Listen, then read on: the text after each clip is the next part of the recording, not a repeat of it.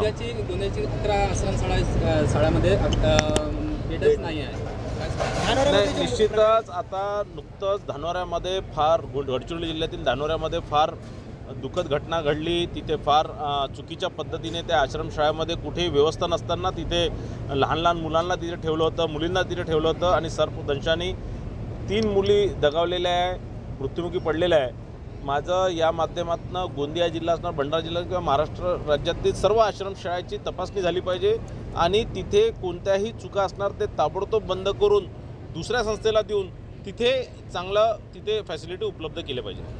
दादा काय सांगाल, मनोज जरांगे पाटील सातत्याने बावनकुळेंवर टीका करतात. आज सुद्धा एका सभेमध्ये बोलताना त्यांनी बाहुबली चित्रपटातील जो खलनायक आहे त्याच्याशी तुलना बावनकुळेंची केली आहे. कसं बघा, असं आहे की मनोज जरांगे पाटीलजी या मराठा आंदोलनामुळे एक मराठा समाजाच्या युवकांचे एक प्रेरणास्थान झालेले आणि निश्चितच त्यांनी आंदोलन केलं पाहिजे, त्यांनी आपल्या समाजासाठी आरक्षण मागितलं पाहिजे, याच्यात काही हरकत नाही. पण या प्रकारचे खालच्या पातळीवरचे टीका करून स्वतःचं एक बद्दलचं जो मत आहे तो त्यांच्या समाजाच्या कार्यकर्त्यांमध्ये ते खराब करत आहे. या प्रकारचं आमचे नेते माननीय चंद्रशेखर बावनकुळे साहेबांच्या बद्दल या प्रकारचं जर खालच्या दर्जाच्या टीका म्हणजे टपोरी टाईपच्या टीका जर ते करत असतील तर हे उचित नाही आहे.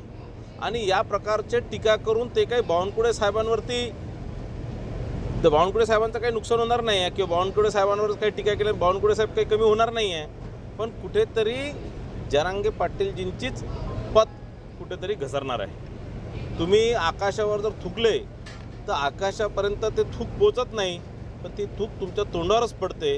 आणि म्हणून आपण संयमाने वागा.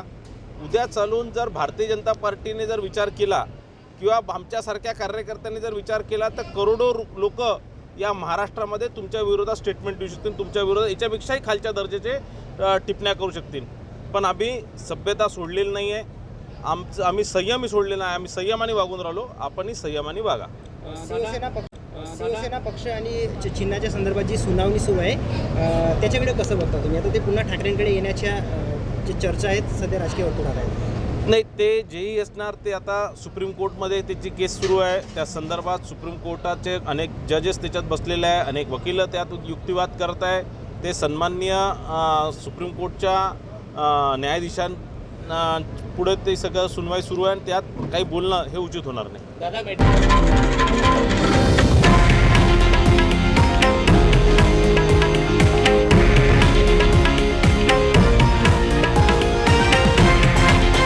हे आहे देशातील नंबर 1 न्यूज नेटवर्क आणि आपण पाहत आहात TV9 मराठी, एकमेव.